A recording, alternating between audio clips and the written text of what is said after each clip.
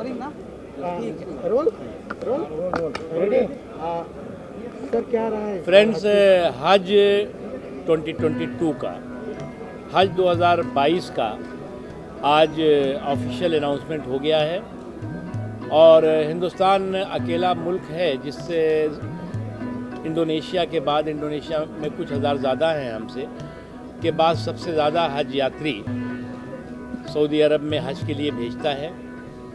हमने तैयारियां कर दी हैं। Ministry of minority affairs, ministry of civil aviation, ministry of health and home ministry और डिफरेंट जो मिनिस्ट्रीज़ इसमें लगती हैं, और प्लस काउंसलर जनरल हज इन सऊदी अरबिया। हमारा जो ये हज है ये 100% डिजिटल होगा, 100% एनी सब्सिडी फ्री होगा। उसके अलावा जो है वो हमने नया new facilities and new reforms हज मोबाइल ऐप भी आज लॉन्च किया है। इस बार एम्बार्केशन पॉइंट पिछली बार से कम हो रहे हैं, यानी 21 थे, अब इस बार 10 एम्बार्केशन पॉइंट से ही हज यात्री जाएंगे। उसके अलावा जो भी सऊदी उस हज के वक्त सऊदी गवर्नमेंट और इंडियन गवर्नमेंट्स का जो भी प्रोटोकॉल होगा लोगों की हेल्थ एंड वेलबींग के लिए, सेहत और सलामती को ध्यान में रख करके उसको 100% लागू किया जाएगा। डबल डोज जो वैक्सीनेशन का है वो सभी को, डबल डोज जो भी अप्लाई करेंगे उनको उस वक्त जिस वक्त वो जाने वाले हैं उससे पहले उनका डबल डोज का वैक्सीनेशन कंप्लीट हो जाना चाहिए। ये भी हमारा उसमें है। उसके अलावा कई रिफॉर्म इस दौरान इन 5-6 सालों में हुए हैं जिसमें सब्सिडी ख़त्म की गई है। वीमेन विदाउट महरम जो है वो पहले जिस तरह की बंदिश थी वो बंदिश ख़त्म करी गई है, और जिसकी वजह से 3000 से ज़्यादा बिना महरम के महिलाओं ने हज किया है। 100% डिजिटल हज प्रोसेस किया गया है। इंडिया में भी और इंडिया के बाहर भी जो है वो जो हज फैसिलिटीज़ हैं उनको और स्ट्रेंथन किया गया है। इसके अलावा जो इस बार अभी नई चीज़ होगी वो जो हमारे हज यात्रियों को वहाँ पर कई चीज़ें थी, चादर थी, तौलिया थी, कंबल थे या और भी चीज़ें थी, छाते थे, जो हिंदुस्तान से जाते थे लेकिन वहाँ पर जो है वो डॉलर में उनको मिलते थे, यानी कि 100 की चीज़ 1000 में। तो वो कोशिश की गई है कि वो कर रहे हैं हम कि इस बार जो लोग भी जाएंगे वो यहीं पे उनके एम्बार्केशन पॉइंट पे ये चीज़ें उनको अवेलेबल करा दी जाएंगी, जिसमें चादर भी है, तकिया भी है और डिफरेंट जो उस वक्त ज़रूरी चीज़ें हैं वो रहेंगी। यानी हमारे हज यात्री भी made in India, make in India, और साथ ही साथ जो है वो वोकल फॉर लोकल होके जाएंगे। उसके अलावा जो है वो जो एम्बार्केशन पॉइंट्स हैं वो आपको हम बता देते हैं कि कौन कौन से हैं, जिसमें कि जहाँ से कौन कौन जाएंगे। इसमें बेंगलुरु अहमदाबाद एम्बार्केशन पॉइंट से गुजरात के सारे लोग जाएंगे। मुंबई के एम्बार्केशन पॉइंट से कर्नाटक, आंध्र प्रदेश के चित्तूर ज़िले के जो हज यात्री हैं वो जा सकेंगे। कोची एम्बार्केशन पॉइंट से केरल, लक्षद्वीप, पौंडीचेरी, तमिलनाडु, अंडमान निकोबार के हज यात्री जाएंगे। दिल्ली एम्बार्केशन पॉइंट इम्पॉर्टेंट है, उससे दिल्ली, पंजाब, हरियाणा, हिमाचल प्रदेश, चंडीगढ़, उत्तराखंड और वेस्ट यूपी, पश्चिम उत्तर प्रदेश और राजस्थान के हज यात्री जाएंगे 2022 की हज यात्रा पर। गुवाहाटी एम्बार्केशन पॉइंट से असम, मेघालय, मणिपुर, नागालैंड, अरुणाचल प्रदेश, सिक्किम के हज यात्री हज यात्रा पर जाएंगे। हैदराबाद एम्बार्केशन पॉइंट से आंध्र प्रदेश और तेलंगाना के हज यात्री हज यात्रा पर जा पाएंगे। कोलकाता के एम्बार्केशन पॉइंट से पश्चिम बंगाल, उड़ीसा, त्रिपुरा, झारखंड, बिहार के हज यात्री हज यात्रा पर जाएंगे। लखनऊ एम्बार्केशन पॉइंट से पश्चिमी यूपी के, वेस्ट यूपी के और उसके साथ साथ जो है वो कुछ पश्चिमी यूपी पश्चिमी यूपी छोड़ करके उत्तर प्रदेश के सभी हज यात्री वहाँ से जा पाएंगे। तो पश्चिम यूपी के लोग जो है वो जाएंगे दिल्ली से। मुंबई एम्बार्केशन पॉइंट से महाराष्ट्र है, मध्य प्रदेश है, छत्तीसगढ़ है, दमन दीप है, दादर नगर हवेली है और गोवा के हज यात्री जा पाएंगे। श्रीनगर एम्बार्केशन पॉइंट से जम्मू कश्मीर के लोग जाएंगे, लेह लद्दाख करगिल के लोग जाएंगे कि हज यात्री भी जा पाएंगे। तो ये सभी एम्बार्केशन पॉइंट्स पे सारी सुविधाएं और सारी व्यवस्था की गई है। आप सभी लोगों मुझे पूरा यकीन है कि इस बार हज बहुत ही सफल हो और ज़्यादा से ज़्यादा हिंदुस्तान के हज यात्री जा सके। इसके लिए हम लोगों का अभी बायलैटरल एग्रीमेंट आई थिंक कि दिसंबर में प्रपोज्ड है, उसमें हम लोग करेंगे। नकवी साहब, आपने हज के मुतालिक जो तफसीलात बताई है, उसके बाद हम एक और सवाल आपसे पूछना चाह रहे हैं। जैसे वक्फ की जो प्रॉपर्टी है उसके ताल्लुक से जन कल्याण की स्कीम बनाकर प्रधानमंत्री ने उसको पास करके ये कहा है कि वो अस्पताल और वक्फ की ज़मीनों पर अब अस्पताल और दूसरे जो है अदारे कायम किए जाएंगे। तो सिर्फ वक्फ की ज़मीन पर ही क्यों? क्योंकि दूसरे भी जो माइनॉरिटीज़ से रिलेटेड है, जैसे बुद्धिज़्म है, दूसरी कम्युनिटी भी उसमें आती है, क्रिश्चियनिज्म, सिर्फ मुसलमानों की ही प्रॉपर्टी पर जो है सरकार का ये कब्ज़ा क्यों? देखो भैया, कोई कब्ज़ा नहीं है। जो हज वक्फ बोर्ड चाहते हैं, उनकी ज़मीन खाली पड़ी है और वहाँ वो अस्पताल बनाना चाहें, स्कूल बनाना चाहें, हॉस्टल बनाना चाहें, हॉस्पिटल बनाना चाहें, तो अगर वो लिख के प्रपोजल देंगे तो हम उनको मदद करेंगे। कोई हम ज़बरदस्ती नहीं हमें चाहिए। अब तक तो ऐसा कहा जा रहा है कि सरकार वक्फ की ज़मीन ले लेगी। हमें बताते रहे भैया, हमें बिल्कुल नहीं ज़रूरत है। आप ज़मीन को कब्ज़ा करने दीजिए, माफियाओं को, वक्फ माफियाओं को कब्ज़े करने दो, जो इस तरह की जो लोग जो है वो दकियानूसी बात करते हैं ना, बेवकूफ़ी की बातें, तो उनसे कह दो कि वो वक्त माफियाओं को कब्जा करने दें। कई जगहों पे ये इसी पे वक्त के कब्जे पे ही आपने बात की है। मुंबई समेत महाराष्ट्र में, औरंगाबाद में एक तवील फहरिस्त है, लंबी फहरिस्त है, जिसमें वक्फ की ज़मीनों को ज़ाती तौर पे कब्जा किया गया है और यहाँ का वक्फ बोर्ड लाचार है। देखो मैं बताऊँ, ऐसे वक्फ माफिया ही जो है वो वक्फ प्रॉपर्टीज़ को डेवलप होने से रोकना चाहते हैं। लेकिन एक बात हम बता दें, ऐसे लोग जो लोग की वक्फ प्रॉपर्टीज़ पर कब्ज़ा करके और जो है वो माफियागिरी कर रहे हैं, उनको वो बचेंगे नहीं। हमने सख्ती के साथ वक्फ प्रॉपर्टीज़ का सही इस्तेमाल हो, वक्फ बोर्डों की भी ये जिम्मेदारी है और जो वक्फ बोर्ड इसमें कोताही करेगा उनके खिलाफ भी कार्रवाई। सेंट्रल वक्फ बोर्ड ने क्या अहकाम जारी किया? ग्लोबल टेंडरिंग कब तक होगी? जैसे सब्सिडी हट चुकी है, ग्लोबल टेंडरिंग की बात थी, ये सिविल एविएशन मिनिस्ट्री करती है, जल्दी करेगी। आज का जो प्रोग्राम लिया गया तो वो उसमें क्या क्या घोषणाएं की गई? घोषणा मैंने की, आपने सुनी नहीं? जी क्या आज 2022 आज से शुरू हो गया। सर ये बताइए, आज जिस तरीके से मुख्तार अब्बास नकवी केंद्रीय मंत्री आए और उन्होंने काफ़ी कुछ ऐलान किया, अनाउंस किया, ऑनलाइन जो है आवेदन करने की बात कही उन्होंने, तो कैसा लगा आपको ये जो प्रस्ताव सरकार ने नया तरीका लाया? देखिए, हम हज पिलग्रिम सोशल ग्रुप से ताल्लुक़ रखते हैं। हमारा जो ग्रुप है तकरीबन 50-55 साल से हाजियों की खिदमत अंजाम दे रहा है और हम जो भी बात करते हैं हाजियों की मफाद के लिए बात कर रहे हैं। जो कुछ भी अभी नए नए तौर तरीके इस्तेमाल किए जा रहे हैं, यकीनन बाई से लायक तहसीन हैं, उससे इनकार नहीं है। लेकिन कुछ चीज़ें ऐसी जैसा हम बताते हैं, हमारी ख्वाहिश ये थी कि जिस तरह नकवी साहब ने ऐलान किया कि जितनी भी औरतें हैं जो बग़ैर महरम के जा रही हैं उन सबको जाने दिया जाएगा। मेरी गुजारिश है कि जो 2020 और 2021 में जिन लोगों ने हज को जाने के लिए फॉर्म भरे थे, अगर आप अभी 2022 में अगर आप नए फॉर्म भरवाएंगे तो कम से कम 2020 और 2021 के जो हाजी जिन लोगों ने हज को जाने के लिए फॉर्म भरे थे, कम से कम उनको पहले चांस देना चाहिए, मौका देना चाहिए। क्योंकि अगर आप उनकी जो फॉर्म भरे अगर आप उसको ख़त्म कर देते हैं तो फिर उससे तो हाजियों का तो नुकसान होगा ना।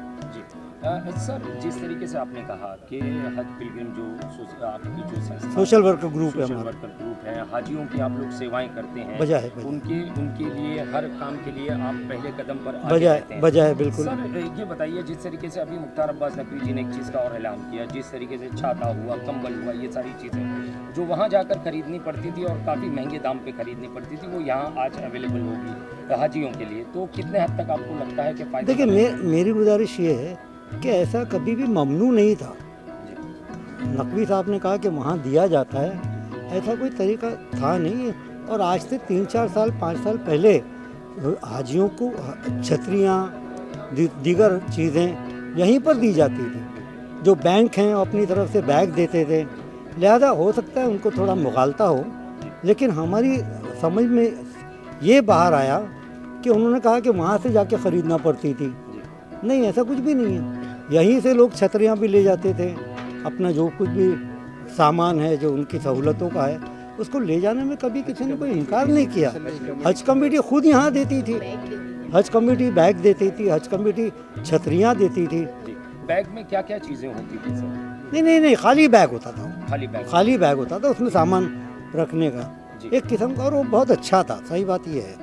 अब ये जो केंद्रीय मंत्री मुख्तार अब्बास नकवी जी ने जो बात कही, जो दावे किए कि सरकार ने हाजियों के लिए ये किया, हाजियों के लिए जो कुछ किया, तो वो उन दावों में कितने हद तक आपको सच्चाई लगती है? अल्लाह बेहतर करे, हमको सच्चाई का तो सवाल नहीं है, लेकिन हमको इस बात का भी यकीन नहीं है कि 2022 में हुज्जाज करम जाएंगे इंडिया से।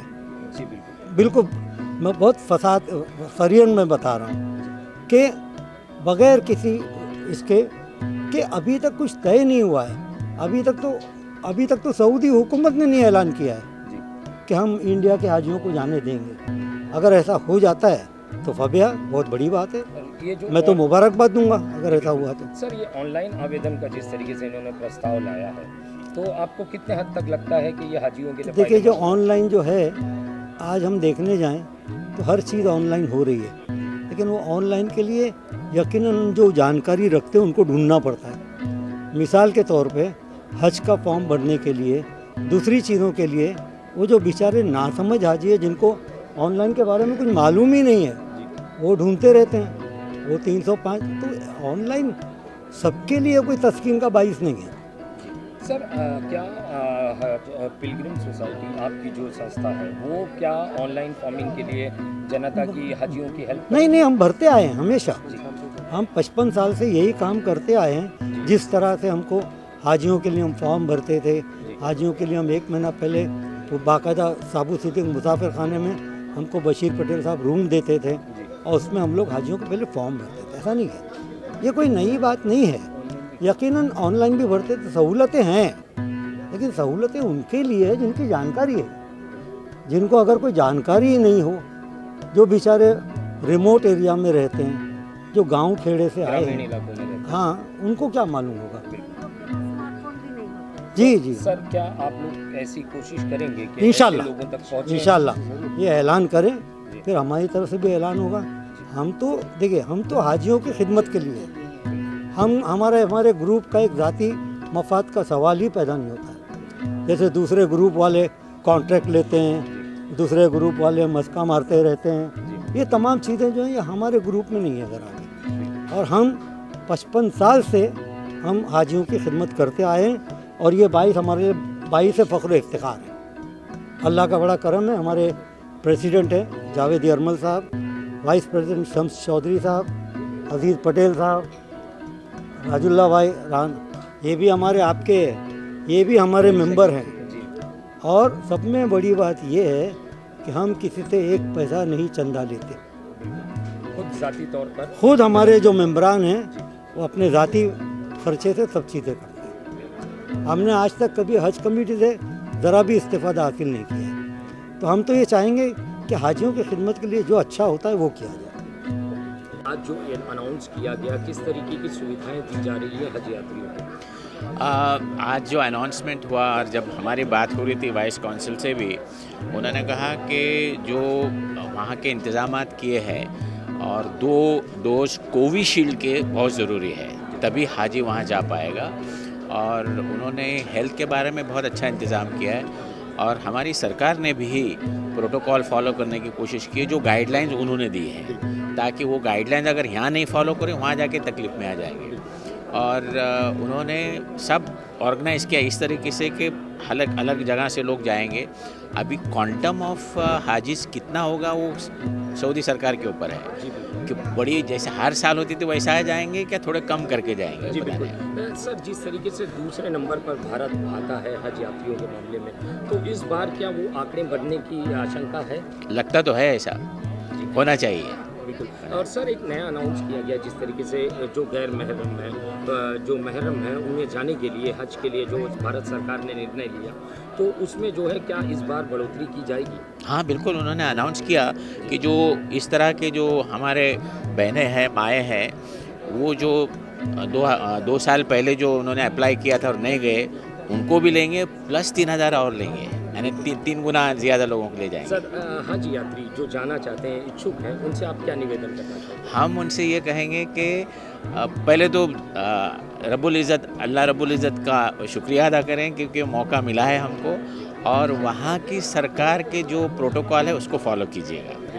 अगर हमने थोड़ी कोताही की तो कहीं ना कहीं वो फिर मामला बढ़ जाएगा। धन्यवाद। Madam Nigar Fatima, joint secretary ministry of minority affairs, Mohammed Abdul Karim Al Niazi, vice consul general of royal Saudi consulate Mumbai, K Ashraf साहब, DIG RPF central railway, Tariq Mahmood sir, IRS joint commissioner custom Mumbai, Rizwan Ahmed साहब, deputy chief engineer central railway Mumbai, और media के मेरे साथी, ladies and gentleman, NGOs के मेरे सारे मेंबरान, उनके अधिकारी, इस आलीशान सभागार में मैं आप सबका बहुत बहुत इस्तकबाल करता हूँ, स्वागत करता हूँ, अभिनंदन करता हूँ, खैर मकदम करता हूँ। मेरे लिए ये पहला कार्यक्रम है, आपके लिए ये एक रेगुलर फिनोमेना हो सकता है, लेकिन हम ये कोशिश करते हैं कि जो कुछ भी नया हो वो इस लायक हो कि आपको और आप हमारे इस पूरे कौम को इस बात का मैसेज जाना चाहिए कि जो कुछ भी किया जा रहा है, कि जिनकी शुरुआत की जा रही है, वो पूरी नेक नियत और ईमानदारी के साथ और अच्छे राह में की जा रही है। और आप सब लोग ये जानते हैं कि हर मुस्लिम वैल्यूज की जो 5 पिलर्स हैं, उनमें से ये सबसे मजबूत सा एक पिलर है। पूरी दुनिया का मुसलमान जब नमाज के लिए कहीं खड़ा होता है तो उसका मुंह काबे की ओर होता है, और काबे की ओर रुख करना इस बात की तस्दीक करता है कि वो नेकी, मोहब्बत, इंसानियत, इंसाफ और मानवता के पक्ष में खड़े होने की तस्दीक करता है, उसकी जमानत देता है। और सोचिए, जिस काबे की ओर रुख करके उसका मन, उसकी सोच इतनी बदल जाए, इतनी पाक हो जाए, उस काबे की जब वो ज़ियारत के लिए निकलता है, उसके तवाफ के लिए निकलता होगा, तो उसका ख्याल कितना खूबसूरत होगा, उसका ख्वाब कितना हसीन होता होगा। इस हसीन ख्वाब, इस खूबसूरत से ख्याल को मुकम्मली जामा पहनाने के लिए और उस ख्वाब को पूरा करने के लिए जो प्रोसेस है, जो अनाउंसमेंट है, आज मंत्री महोदय हमारे बीच उपस्थित हैं, और आज उन्हीं के द्वारा इस कार्यक्रम की, इस प्रोसेस की उद्घोषणा होनी है। और मुझे पूरी उम्मीद है कि हम इन तमाम चुनौतियों के बाद, जब ये कोविड का इलाज चल रहा है, बहुत सारी चुनौतियां हैं, बहुत सारी परेशानियां हैं, बहुत सारे इश्यूज हैं, लेकिन मैं उम्मीद करता हूं कि हम इन चुनौतियों के पार जाएंगे और जो सिलसिला टूट गया था उसे फिर से मुकम्मल करेंगे। आप सब लोग जानते हैं कि किसी भी चीज़ को करने के लिए अगर आपकी सोच बहुत स्पष्ट हो और इरादे बहुत सुनिश्चित हो, तो ये मान के चलिए कि सफलताएं भी उतनी ही सुनिश्चित हो जाती हैं। माननीय मंत्री महोदय की निगरानी में, उनकी सरपरस्ती में हज कमेटी ऑफ इंडिया इस बात के लिए जद्दोजहद करती है और हर मुकम्मल कोशिश करती है कि जो भी हमारे हाजी हज यात्रा पर जाते हैं, उनको तमाम सहूलियत, तमाम सुविधाएं उपलब्ध कराई जाएं, और ये सुनिश्चित किया जाए कि उन्हें इस पूरे कार्यक्रम के दौरान, इस पूरी हज यात्रा के दौरान किसी भी तरह की परेशानी पेश ना आए। और अब तक की जितनी भी हज यात्राएं हुई हैं, कमोबेश सभी की सभी कामयाब रही हैं। कुछ कमियां, परेशानियां रही हैं। हम कोशिश करते हैं कि पुरानी कमियों और पुरानी चीज़ों को देखकर, उन्हें समझकर, उन्हें सुधारने की पूरी कोशिश की जाती है, और इसी कोशिश का अंजाम है, और इन्हीं सुधारों का अंजाम है, इसी दृढ़ निश्चय और संकल्प का परिणाम है कि हिंदुस्तान इंडोनेशिया के बाद सबसे ज़्यादा संख्या में हज यात्रियों को भेजने वाला दूसरा सबसे बड़ा देश है। मंत्री जी की ही सोच और संकल्प का ही परिणाम था कि पहले महिलाओं को अकेले हज यात्रा अलाउड नहीं होती थी। विदाउट महरम हज यात्रा पर महिलाओं को अलाउ करवाने की जो जद्दोजहद की जो कोशिश की, मैं चाहता हूं कि आप लोग तालियों से मंत्री जी के इस प्रयास का, इस संकल्प का, इस सोच का स्वागत करेंगे कि उन्हीं के सब प्रयासों का परिणाम रहा है कि महिलाओं को पहली बार बिना महरम के हज करने की इजाज़त मिली। ये एक बहुत बड़े संकल्प का परिणाम है सर, आपकी सोच और आपके संकल्प को सलाम करता हूँ मैं। और कहते हैं कि जब इंसान किसी चीज़ को मुकम्मल तरीके से करने की कोशिश करता है तो उसकी बहुत बारीक से बारीक चीज़ों का भी ख्याल करता है और इस बात को सुनिश्चित करता है कि किसी भी तरह की परेशानी हमारे हज यात्रियों को ना हो। हज यात्रा में पहले एप्लीकेशन फॉर्म भरा जाना एक थोड़ा सा बड़ा टास्क हुआ करता था, बड़े चैलेंजेस हुआ करते थे उसमें। हज कमेटी ऑफ इंडिया ने इस बात की कोशिश की है कि अब ये पूरी प्रक्रिया डिजिटलाइज हो जाए और हज की पूरे प्रोसेस को आपके मोबाइल फोन के माध्यम से, एप्लीकेशन के माध्यम से इतना सरल कर दिया जाए कि एक व्यक्ति सिर्फ उसके हाथ में मोबाइल हो तो फॉर्म भरने से लेके मॉनेटरी ट्रांजेक्शन तक वो सारे के सारे काम कर ले। ये आज मंत्री महोदय के हाथों इस ऐप का भी उद्घाटन होना है, इसके अपडेटेड वर्जन का उद्घाटन होना है, तो मैं आपको इस बात की पूरी सूचना दे रहा हूँ। कुछ और बहुत सारी उपलब्धियां हैं लेकिन फहरिस्त लंबी हो जाएगी। मेरी कोशिश ये है कि मैं आपको सिर्फ आगे की बातों का एक संकेत दे देता हूँ। विस्तार में जो कुछ भी होगा वो अभी अगले कार्यक्रम में आप देखेंगे। आप आज इस हज अनाउंसमेंट में उपस्थित हैं, मेरे सब तमाम साथी, मीडिया के लोग, PTOs और NGOs के लोग, मैं आप सबका बहुत बहुत स्वागत करता हूं और उम्मीद करता हूं कि जिस तरह से आप लोगों ने हाजियों की खिदमत की है, हज कमेटी ऑफ इंडिया की मदद की है, हमारा मार्गदर्शन किया है और हमें सुझाव और शिकायतें दोनों उपलब्ध कराई हैं, मैं उम्मीद करता हूं कि आगे भी आपका साथ और सहयोग मिलता रहेगा और आपके साथ चलते हुए और आपको साथ लेते हुए हम आगे की मंजिल की ओर आगे बढ़ते रहेंगे। कोशिश करेंगे कि हज की इस पूरी यात्रा को, इस पूरी प्रक्रिया को सरल बनाया जाए, लोगों को सहूलियतें फराहम की जाए और इसे कामयाब बनाया जाए। आमीन। Thank you so much.